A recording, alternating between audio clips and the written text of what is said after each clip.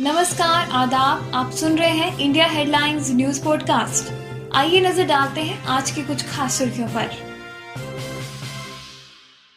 भारत में कोरोना संक्रमण से 24 घंटे में 1990 नए मामले।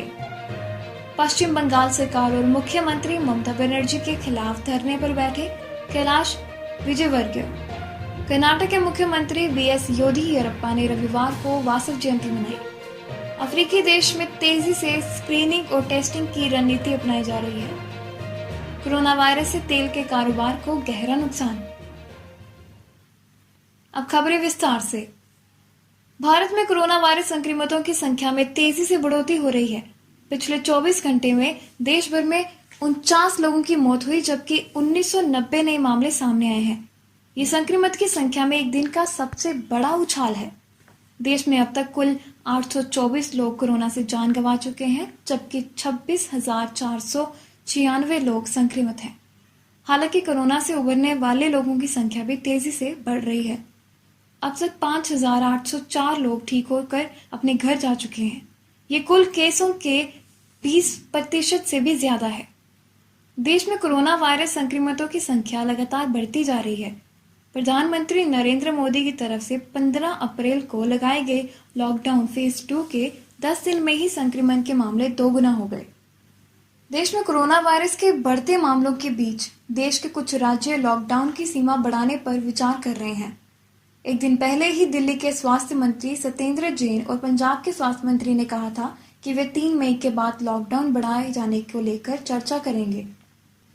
भाजपा के राष्ट्रीय महासचिव और पश्चिम बंगाल में पार्टी के पर्यवेक्षक नेता कैलाश विजयवर्गीय रविवार को इंदौर स्थित अपने घर के बाहर पश्चिम बंगाल सरकार और मुख्यमंत्री ममता बनर्जी के खिलाफ धरने पर बैठ गए।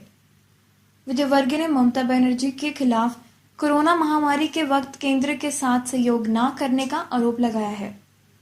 कर्नाटक के मुख्यमंत्री बीएस येदियुरप्पा ने रविवार को बेंगलुरु में वासव जयंती मनाई। उनके साथ राज्य के कांग्रेस अध्यक्ष डीके शिव कुमार, गृह मंत्री वासवराज बोम्माई और उप मुख्यमंत्री गोविंद एम करगजोल भी मौजूद रहे।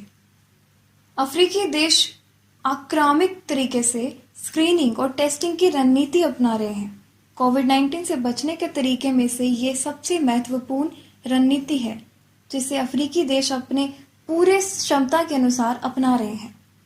हालांकि यहाँ शुरुआत धीमी थी, लेकिन बीते 10 दिन में अफ्रीकी महाद्वीप में संक्रमण के मामले एकाएक 40% से भी अधिक का उछाल देखा गया।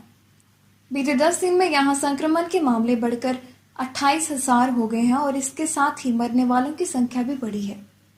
मरने वालों की संख्या बढ़कर 1300 हो गई, जो चिंता का विषय है। विश्व स्वास्थ्य संगठन ने 3 से 6 महीने के भीतर महाद्वीप पर संक्रमण के मामले बढ़कर 1 करोड़ हो जाने की चेतावनी दी है। तेल के कारोबार को कितना नुकसान पहुंचा है, इसके बारे में 30 अप्रैल को उस वक्त पता चला जब अमेरिका में इसकी कीमत अब तक के इतिहास के सबसे निचले पायदान -$38 प्रति बैरल की दर तक पहुंच गई। इससे पहले पिछले 40 सालों में ये कभी भी $10 प्रति बैरल से नीचे नहीं गया था।